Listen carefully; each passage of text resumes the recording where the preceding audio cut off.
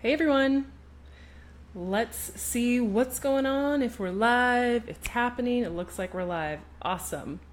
So, hello, I'm Elise Darma if we haven't met before, and today I wanted to jump on live and talk about the other side of being a digital nomad that isn't really talked about so often as the positives. And I'm definitely guilty of doing this myself, using my Instagram feed to paint a very picture perfect life of being a traveling digital nomad. But I want to talk about the flip side of it today because it's not necessarily for everyone. And hey, Kimberly. Oh, Kimberly, you just like the post. Okay, awesome. I'm going to monitor who's with me live here on my phone if you see me looking down.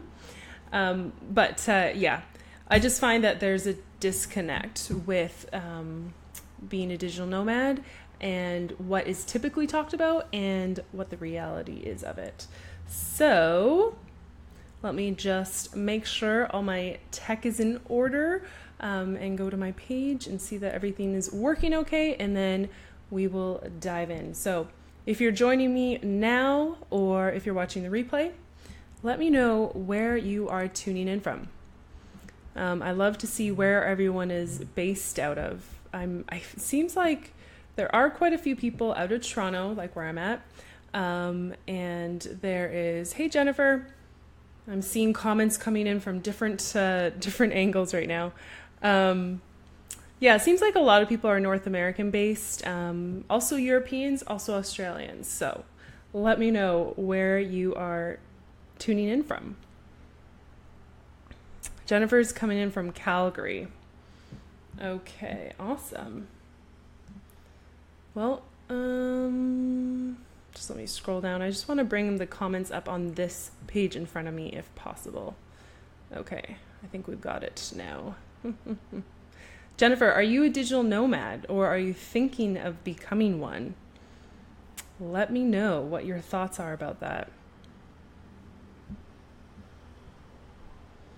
While I sort out the tech as per usual. All right. Okay, I'm just going to use my phone. All right. So, hey Emma, welcome to the live chat. So let's dive in. Jennifer says more of hoping to become one. Okay, cool. So I hope that this chat is relevant for you. Pauline is here from NYC. Awesome. So you're not too far from me. You're just on the other side. I'm in Toronto, so like an hour flight away. Hey, Emma. Okay, awesome. We've got a bit of a diverse group here from different parts of the world. So let's get into the content. My reasons for why being a digital nomad might not be for you. If you have any comments or questions, let me know. Just leave a comment. And before I dive in, if you haven't seen or heard yet, I'm actually running a giveaway to Bali right now. So it's a 2-week trip to Bali in November. You don't necessarily have to be a digital nomad to make this trip happen. You do have the opportunity to access a co-working space. You have 24/7 access to it while you're there. So you can use that trip as a way to either build your digital nomad project or business, or if you haven't already, to actually run it and grow it from there. So, and you'll be working with other digital nomads in a co-working space. So really excited about this giveaway. I'm also going to be there as well for the month. And that is thanks to Find Your Pack for allowing me to partner with them for this giveaway. So like I said, it's for you if you already have your own business, or even if you're in a 9-to-5 job still, and you win the trip, you can still go, take some time off. You don't even have to go the whole 2 weeks. You can go 1 week if you want, see Bali, get a feel for the digital nomad life, and then go from there. So yeah, I'm really excited about it. I hope you've entered, and remember when you share your referral link, people who enter the giveaway based on your link, it gives you another entry. So there's a couple ways that you can win. Okay, yeah. Jennifer says, so cool. Okay, cool. I hope that means you entered. Okay. So leading up to all this talk about Bali and being a digital nomad, that's why I wanted to kind of get clear on my thoughts, okay? Because the number one reason that I see people wanting to become a digital nomad is they think it's rosé all day.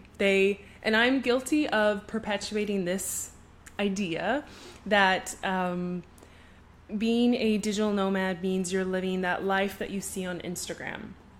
Even the life that I post on Instagram. Like I said, I'm guilty of it. I share my best photos on Instagram of me traveling and working. But for me, I do try to be real in the captions. I do try to be honest with you about what's going on when I am working abroad, what my schedule's really like, how busy I am, and just to share the other side of the photos. So number one reason why you shouldn't be a digital nomad is you expect it to be rosé all day. You expect the Instagram feeds that you see to be real life. And the truth is the images are one aspect of the experience, but there's so much more work and sacrifice that goes into it. The times that you're getting up early to work, to finish your work before you go off and see the sights, for example. So when you're just a viewer of someone's Instagram feed, you're just seeing the highlights. You're not actually seeing the 8 to 10 hour days that they might be working sometimes. Because that's not really as sexy to post on Instagram. So people tend to post their highlight reels. And yeah, if you think it's like that the whole time, then I don't think being a digital nomad is for you, because there is definitely an element of a lot of work and sacrifice. She says, no, it's not. You still have to exceed clients' expectations. Yes. Exactly, because how annoying would it be if you're a client on the other side and you know that someone you've hired to do XYZ work for you is off gallivanting around Bali and you're waiting on work to be delivered, or they're late for a deadline. You would not appreciate it at all. On the flip side, if you're the client and you are getting your the work delivered to you on time, your expectations are being met, then you don't really care that your contractor or whoever you've hired is off gallivanting around Bali. So you do have to make sure that, yes, you're doing the work, putting in the work to have those moments to go off to explore, which you can share with everyone on your Instagram feed. So number one is you expect it to be rosé all day is kind of the only way that I could think to put that one. Number two reason why you shouldn't be a digital nomad, the views are distracting. So yes, sometimes you can be in a location that's so beautiful, they give you FOMO. And if you're someone that FOMO makes you actually not focus and not do work, then it's going to be very hard for you to be a digital nomad. If you get distracted easily, you aren't good at managing your time, you haven't really learned how to give yourself that self-discipline, jumping into being a digital nomad, bringing your work abroad, parking yourself in front of a beach where the views are beautiful, but you've got 6 hours of work in front of you, it's going to be very, very hard. The thing with being a digital nomad is FOMO is very real. In some senses, and FOMO is fear of missing out. In some senses, you always have a slight FOMO going on. When you're working abroad as a digital nomad, you kind of want to be out exploring. When you're working abroad as a digital nomad, you might experience FOMO because you're missing something back home. So there's always a slight element of it, but when the activities and the views get so distracting that they keep you unfocused and you actually can't do the work and you can't deliver, as we talked about in the first point, then it's going to be very, very challenging for you to be a digital nomad. There is still an element of sacrifice that comes into play. She says, plus taking care of your kids if you have any. Yes, that's also a factor. Have you taken your kids abroad and worked and taken your kids abroad? That's what kind of sounds like. But if you have, that's awesome. Let me know if you've gone abroad as a digital nomad and with your kids in tow. I do know of some people that make it happen. It's totally possible. So if you've done that, let me know. Okay, so the number 3 reason why I don't think you should be a digital nomad is you absolutely need a consistent routine every day. Now, this is coming from someone who is at heart a homebody. And I heard the term recently of vagabonding homebody. I think that's me. I have this real like dichotomy of I can be a stay-at-home like hermit, but then that gets boring pretty soon, and then I need to go out and have an adventure. So coming back to needing a consistent routine, I am that person. I like to have my routine when it comes to work. I don't necessarily need a routine when I'm traveling or when I'm off on an adventure, but having a routine for my work helps me mitigate my stress so that I can basically mentally detach from work when I'm abroad and go off and explore the sites. Because what's the point if you're working abroad in Bali and you're still stressed and thinking about it all the time while you're off exploring something? It kind of defeats the purpose. So I give myself a routine while I'm working abroad, which helps me. It's basically a schedule of how I'm going to get my work done. And that mentally gives me the time, the space in my calendar to focus, get the work done. And then the rest of the time, I've learned to be adaptable. And I've also had to learn to adapt to the workspace that I'm in. Sometimes you have no control over how loud the workspace is, or if the internet's not very strong, which can be very stressful when you've scheduled calls or scheduled anything really. So if you absolutely need a consistent routine every day, then being a digital nomad isn't for you. And so I'm being honest with you that I am someone who likes routine, but I've found a way to be adaptable. I still incorporate my routine into the hours that I'm working, meaning I schedule and I time block my calendar like crazy so that I'm getting everything done in those hours. And then the rest of the time, I'm letting go of the routine. I am going with the flow and getting out there and seeing the sights. And yeah, I've definitely had to learn to be adaptable while working abroad. Alan says, makes sense. Hey, Alan. She says, we're going on our first working vacation this summer. Wow, that is so cool. Let me know where you're going. All right, so the number 4 reason why you shouldn't be a digital nomad is you're not into tech. And this, it's kind of an excuse, but this excuse drives me a little bit crazy when people tell me that they're not, it's not just that they're not techie, but they don't like technology. And for the most part, I'm talking about millennials, like people who have, for the most part of their life, had technology in their life. But there's every now and then there's some people that I meet who just choose to avoid even social media, even the power of social media. They have in their mind these ideas about the negatives of social media, and so they don't even go there at all. And then when they tell me that they want to have their own business online, and also the fact that they're not into technology, whatever that means, in my mind, I'm like, how does any of that make sense? To have your own business online and to be a digital nomad means that your business is based around your technology. My office is literally my laptop and my computer. I carry a carry-on when I travel, my backpack. It's all tech. And probably I shouldn't say that. Makes my backpack a very lucrative target. I did have it stolen in the Barcelona airport, but that's another story for another time. And yeah, so you need to be able to be open to technology. And what I mean by that is beyond the basics of what you know your laptop and your phone to do.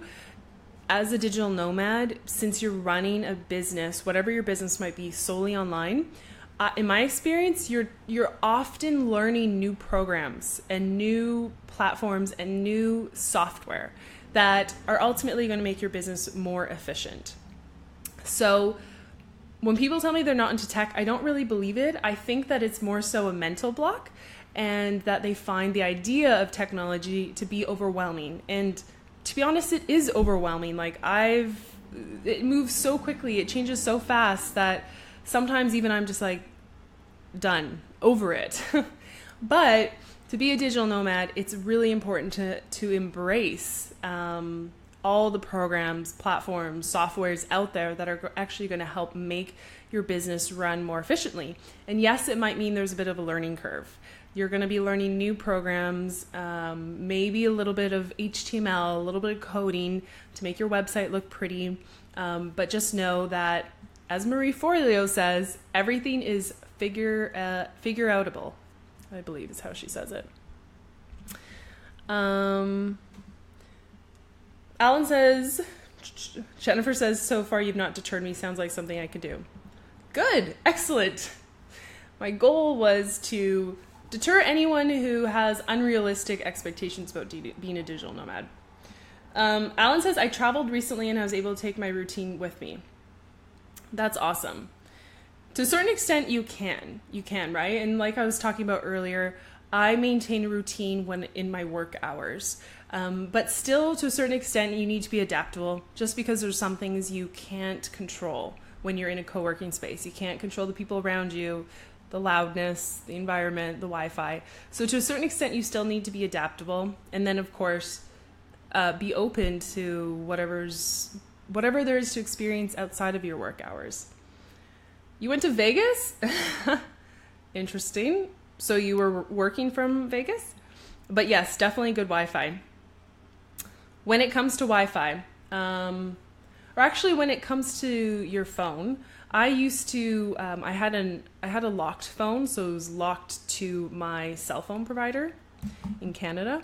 And so what it meant was I couldn't put in a local SIM card, and I basically relied on Wi-Fi access to check things that were going on in my business. I learned that that wasn't enough. Being a digital nomad, being abroad, being in a different time zone, I found it was super important to always be connected to my business. And I know to a certain extent that doesn't sound like you're really on a vacation, but I would argue that you're not on a vacation as a digital nomad. It's just a lifestyle. It's a lifestyle that is more of a balance between work and travel. You're not necessarily there to totally mentally disconnect. So I learned that I needed to actually be connected via my phone to my business pretty much all the time. And the way to do that was to get my phone unlocked, get to the location, buy a local SIM card, pop it in, and have data so that I could keep on top of my emails, and also share what I was experiencing on social media. So yeah, that was a little side tip. The last tip, or the last reason why you shouldn't be a digital nomad, was you're not into tech. My next reason is you shouldn't be a digital nomad if your goal is to get rich. So most people being a digital nomad will not create a business that's going to give them richness beyond their imagination. And for the most part, the people that I meet who are digital nomads, their goal is actually not monetary. Their belief is that richness comes from freedom in the time that they have and the location independence that they have. So in that sense, that could be considered a level of richness. Just depends on what your priorities are. And to be honest, for the first few years of running my own business as a services agency, my income did not really change. I think I was making a bit more. I was making more than in my 9-to-5, but for the most part, it was like this. Because I had created a lifestyle business that allowed me to have that freedom.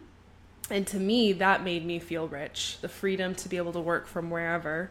It allowed me that freedom. And then I didn't want to take on more clients and more work to block off more of my time for work. I wanted that time available to be free, to explore. So if your goal is to get rich or be a wealthy digital nomad, that's okay, but it might take more time. It might take a lot more time. And for the most part, the people that I meet who are digital nomads, it's not really about the monetary gains. It's about the experience, the freedom that you have. And in that sense, that can make you feel very rich. There's a quote from Tim Ferriss related to this point. Tim Ferriss was the catalyst for me. Like many people, I read The 4-Hour Workweek when I was an employee back in 2012 or 2013, somewhere around there. And he has a quote, and his idea in that book is what resonated with me the most. This idea of people work hard all their lives to save up a bunch of money so that when they're retired, they can go off and travel. And I was like, wait, I mean, I'm young now. Like, shouldn't I do that now? So he has a quote. It's, people don't want to be millionaires. They want to experience what they believe only millions can buy. And what do people want to do when they're retired? They want to go off and travel and spend their money making travels happen. So I love his whole mentality around creating a lifestyle that makes you feel like you can do what a millionaire would do, which is having the freedom to travel. Okay, so those are my reasons for why you shouldn't be a digital nomad. You expect it to be rosé all day. The views are distracting, which makes you not work and focus, meaning you need self-discipline. You need a consistent routine every day to function. You're not into tech, and your goal is to get rich.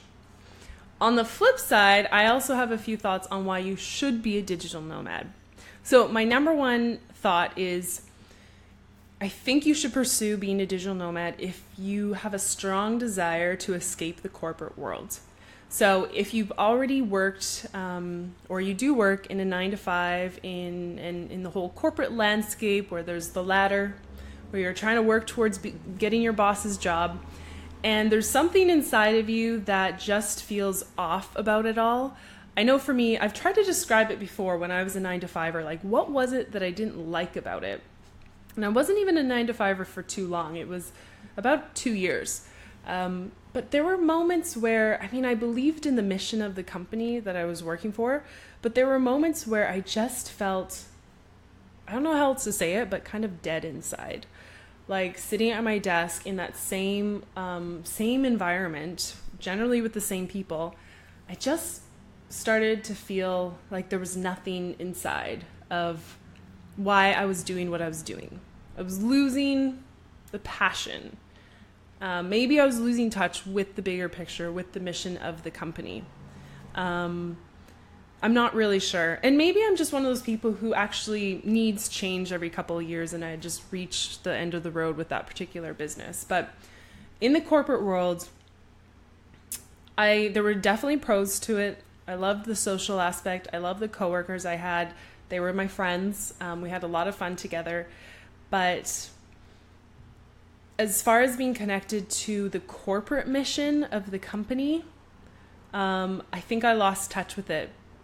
I think I lost any connection I had to that, to the business's objective. And yeah, I just felt dead inside. So, yeah, if that resonates with you at all, then I think you should be a digital nomad if you're ready to escape that corporate world.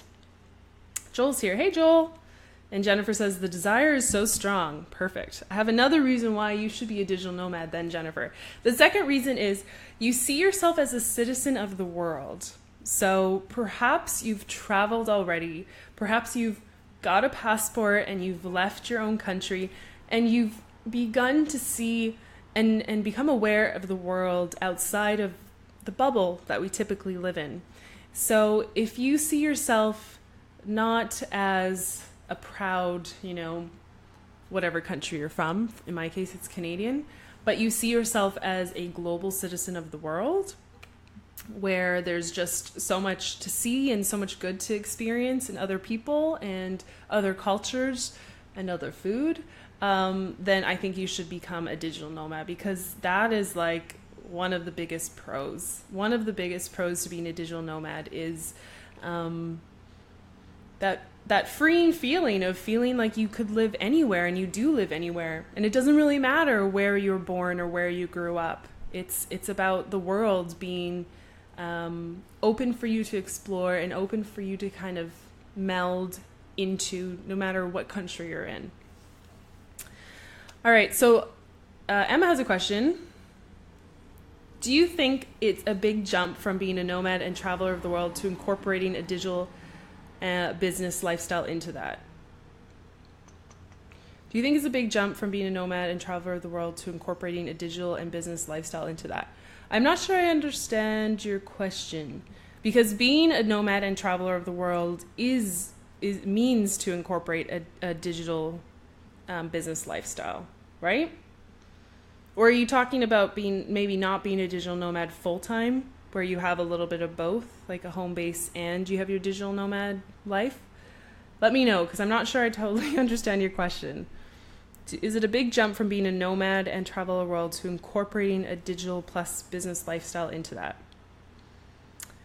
I see. So you're talking about being a traveler to then going and adding in the business aspect of it. It's different. It's like I was saying earlier in one of my points, that being a digital nomad to me doesn't mean that it's like a vacation. You're not necessarily checked out like you can be on a vacation. And you can certainly build in vacation time to your digital nomad life, where you do have business shut down or you have someone else taking over it. But it's not necessarily a vacation, because your business is a living, breathing thing all the time.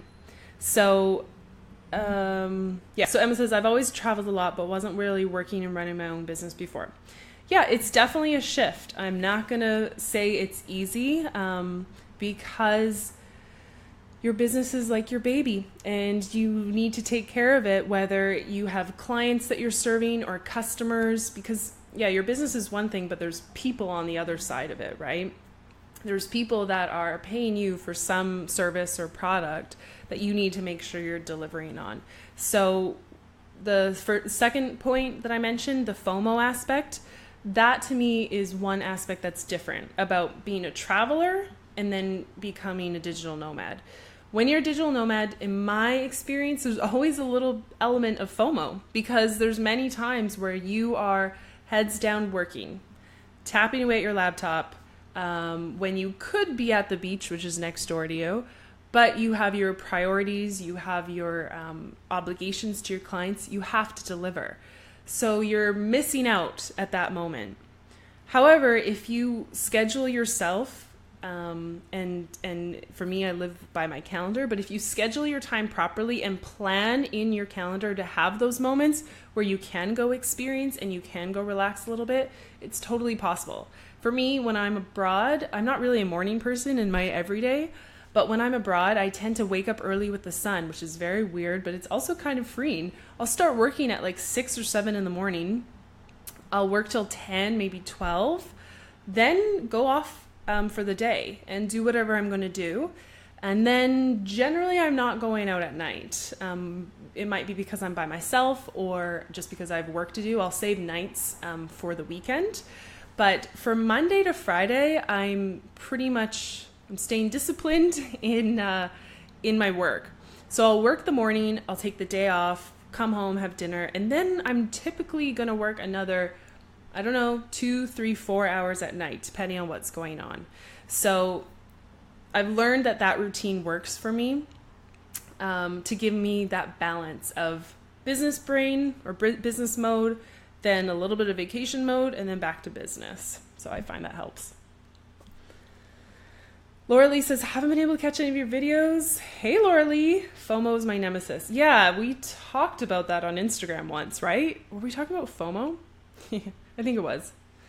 Okay, so I haven't gotten to my last reason as to why you should be a digital nomad. First reason is you want to escape the corporate world. Second is you see yourself as a citizen of the world. Third is you enjoy, maybe love, expanding your limits, your horizons, and you love adventure. Because to me, this is my driving reason. This is why I love having a business, and this is why I love traveling. To me, being a digital nomad is that intersection between adventure, which I love because it pushes me beyond my limits and my own mental blocks, and business, which, if you think about it, also pushes you beyond what limits you think you have and your mental blocks. Because for you to grow your business and to expand, you do reach those limits that you've put on yourself a lot. There's a lot of times where not even as a digital nomad, but as a business owner, I'm uncomfortable. And the fear kicks in, the lizard brain kicks in, where the lizard brain is the one that doesn't like change. It's telling you to stay put and keep doing the same thing that you're doing because change is unpredictable. And change might mean that you could die. That's, to me, is my simple explanation of the lizard brain.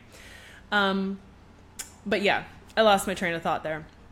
Point being is that, the reason why I love being a digital nomad so much is because personally, I love the self-improvement aspect that comes from expanding my limits, pushing myself beyond my comfort zone.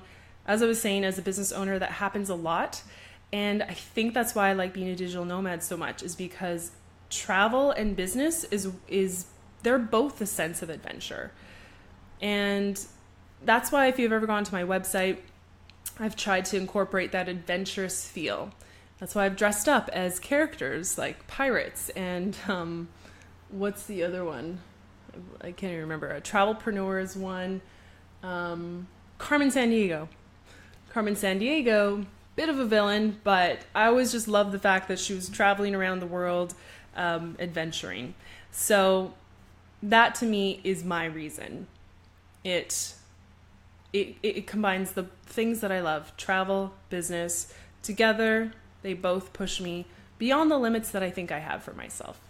So if you know what your reason is for wanting to be a digital nomad, let me know in the comments. If I've deterred you at all from being a digital nomad as to why you shouldn't be one, let me know. And if you disagree, let me know, because I'm not saying that I know everything. Just this is my opinion and what I've experienced. So if you have any comments, I'll go through them right now. Barbara says, discipline sounds so hard in a beautiful place. It's hard enough at home. I'm not going to lie. It's challenging. Like, Barbara, I know you've been to Nicaragua, and imagine you were back in Nicaragua, and instead of being there for a yoga retreat, you're there to grow your coaching business. The thing that makes the FOMO okay is because if you've created a business for yourself that you love and that gives you a sense of fulfillment in what you're doing, it makes up for the fact that you might feel a little FOMO about not being at the beach. Because this is, to me, is what's different than a day job, is the things that I'm doing for my work and my business, I actually enjoy. I actually get adrenaline from it, and I get energy from it. And there's so much creativity and excitement in being able to like build something out of nothing sometimes. So that to me helps mitigate the FOMO that I might have when I'm in Nicaragua and I could be having a beautiful beach day, but instead I'm maybe, 100 feet away from the beach in a little shack with a smoothie in the shade, because I can't work in the sun. I don't know how people have a laptop in the sun. That to me looks crazy. I can't see anything when there's that much glare on a screen. Digital nomad problems. But I'm usually near the beach, and I've just set up my own little vibe. And then I know that once I'm done, I will treat myself to some beach time as well. Yeah, Nika. We need to go back to Nika. Jennifer says, right, if it's something that you love to do, then you'll find the way. Exactly.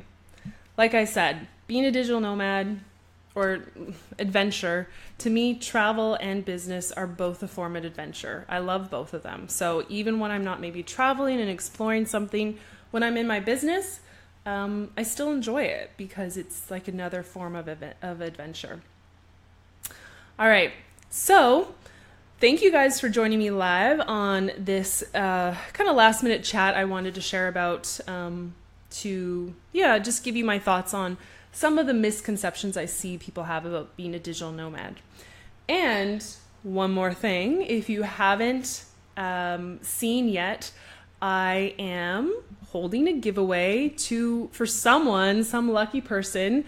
I don't have any control over who wins, so I'm sorry. You can try to bribe me, but I literally don't have any control because the program's going to choose the winner.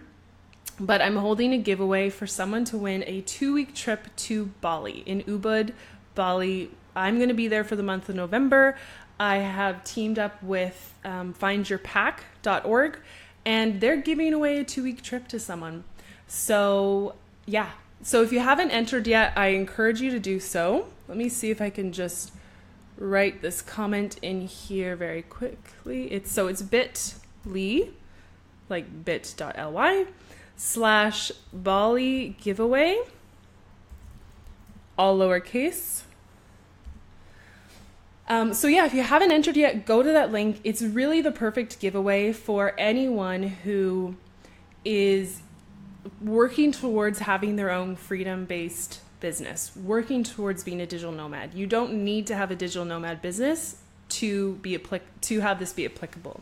You can still be a 9-to-5er if you want, and take a week off and come to Bali and check out the digital nomad environment that's there.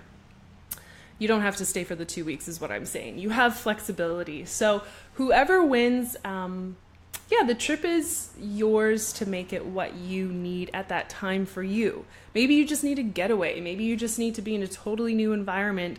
And believe me, Bali is magical. I was there 2.5 years ago. I hope it hasn't changed much since then, but the vibe there is wonderful. And actually, it's Ubud specifically. I haven't been all over Bali, but Ubud specifically has a very zen, healthy vibe to it. So maybe you're just feeling like you need some time to clear your head, or you need a change of scenery.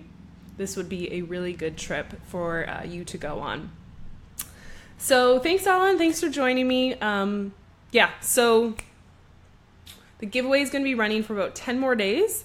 And by entering the giveaway, you're actually going to be entering a free course that I'm going to be running starting on Monday. It's called Journey to Becoming Your Own Boss. So I'm going to go over kind of like what we did today. I'm going to go over some more strategies of how you can become your own boss as quickly as possible. And that's a free course. So by signing up for the course, you're automatically entered into the giveaway. And remember, when you've entered the giveaway, you're going to be given a unique referral link. If you share that with your friends, anyone who enters the giveaway based on your link gives you another entry. And I didn't put a limit on that. So technically, if you share your link and 100 people enter because of you, that actually gives you 100 entries, which is pretty cool. Okay, guys, thank you so much for joining me. Jennifer says, Bali is amazing. I know, I can't wait to go back. Laura Lee says, thank you. Thanks for joining me. Thanks, Joel. Wow, I've never heard that nickname before. I like it. E-Boogie. Okay, I can see if that works. Kind of, it doesn't roll off the tongue as easily though, right? E-Boogie. All right. It works for me. Okay, guys, have a good rest of your day or evening, and I will see you elsewhere on the interwebs.